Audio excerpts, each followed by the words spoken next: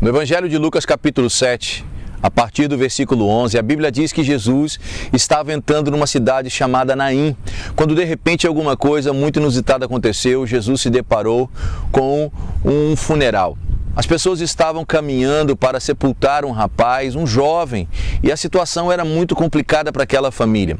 Aquele rapaz era filho único de uma mulher que havia perdido seu marido. Imagine um cenário daquela época. Uma mulher viúva, ela não poderia trabalhar, ela não poderia se sustentar, teria que ser sustentada pelo seu filho. E naquele momento, na vida daquela mulher, o seu único meio de sustento, aquele que poderia ser o seu provedor, ele havia morrido também. Então, a tristeza daquela mulher, sem dúvida alguma, era algo muito terrível, muito intenso. E Jesus olhou para aquele momento, para aquela situação, que talvez tenha sido comum. Eu imagino quantas vezes Jesus ele havia se deparado com um sepultamento, com um funeral, com alguém que estava conduzindo um corpo para ser sepultado. Mas naquele dia, naquela hora, a Bíblia diz que Jesus olhou para aquela mulher e teve grande compaixão dela. E mandou que parassem, então, aquela caminhada em direção ao local do sepultamento. Eu acredito que ninguém tenha entendido o que foi que aconteceu. Porque aquele homem diferente, aquele homem desconhecido deles, que não era um membro da família, que não era um amigo próximo, chegado, disse: parem. Mas havia um propósito, havia um porquê. Jesus sabia o que ele desejava para aquele momento, ele sabia o que estava prestes a acontecer. Foi uma surpresa para todas as pessoas. A primeira coisa que ele fez quando pediu que todos parassem foi dirigir-se até aquela mulher e dizer: não chore. Mas como assim não chorar? Uma mulher viúva que havia perdido seu único filho. Uma palavra que talvez não tenha feito muito sentido, mas Jesus estava prestes a mudar o quadro da vida daquela mulher. E eu entendo que ele estava dizendo, entre outras palavras, o tempo de suas lágrimas serem derramadas, o tempo do pranto, ele acabou, o seu luto se encerra agora. E o que a Bíblia mostra é que Jesus se dirigiu ao corpo e disse para aquele rapaz, jovem: levante-se. Naquele exato momento em que Jesus proferiu estas palavras, a Bíblia diz que o corpo, ele voltou a ter vida e o jovem se levantou. Algo extraordinário.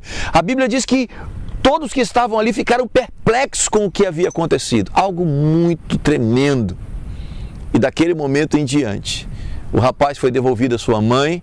A alegria, a felicidade, a realização, talvez a esperança de um futuro melhor que havia sido comprometido, passou a ter um novo rumo, uma nova realidade. Queridos, eu quero mostrar a você nesse momento que aquilo que Jesus fez na vida daquela mulher é o que Ele quer fazer na nossa vida hoje, na sua vida, na vida de sua família, na minha vida também.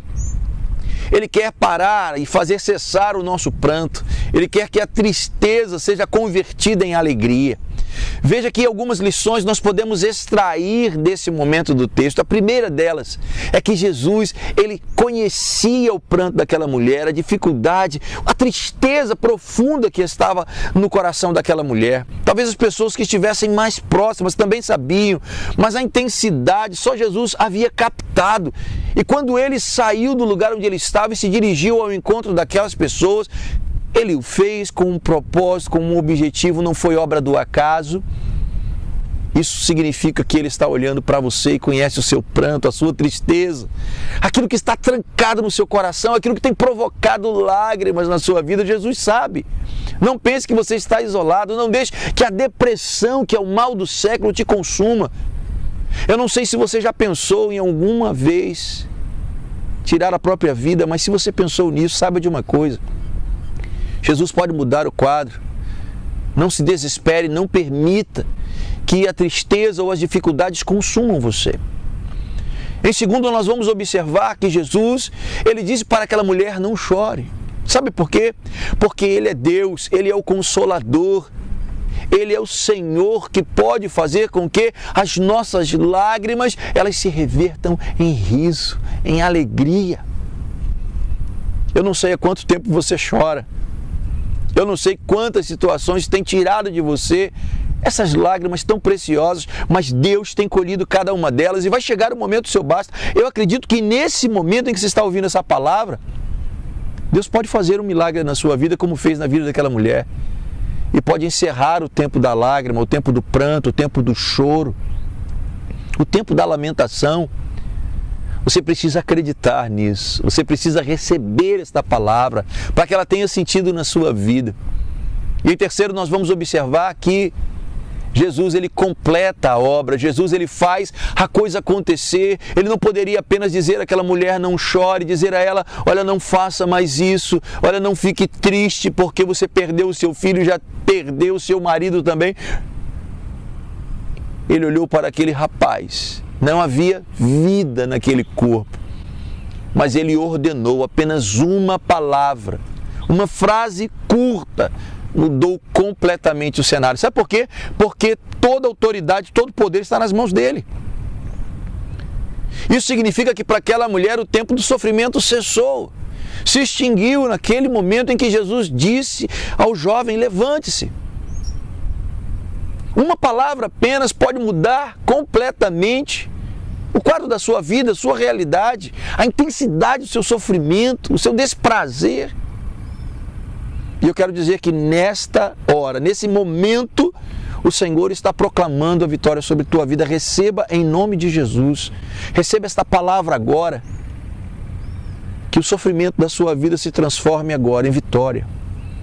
Que tudo aquilo que você até aqui, nesse momento, achou que era muito ruim ou que pensou não ter mais uma solução, possa ser mudado na sua vida em nome de Jesus. Eu quero dizer a você que Deus, ele tem um propósito específico para cada um de nós. Mas não há limitações para Ele. Não há limites para o que Deus pode e quer fazer na tua vida, na minha vida, na vida de sua família e na vida de todos aqueles que crerem. Eu tenho certeza que nesse momento você pode receber a vitória que você tanto almeja para a reconstrução da sua família, da sua felicidade, da sua realização, para que os seus sonhos, eles possam ser restaurados. Os sonhos daquela mulher foram comprometidos. Eu imagino que ela tenha imaginado também, sonhado, desejado para a vida do filho, para a vida dela, coisas tão maravilhosas que no momento da morte daquele jovem foram sepultadas. Mas Jesus é a ressurreição, Ele é a restauração, Ele é a transformação, Ele é o único que tem o poder para fazer isso. Se você crer, se você receber isto, as coisas serão diferentes. E eu gostaria que, a partir de agora, você tomasse esta palavra como uma palavra de reinício, como um novo tempo, como aquilo que Deus está estabelecendo para que você e a sua família tenham uma expectativa, uma esperança de algo melhor.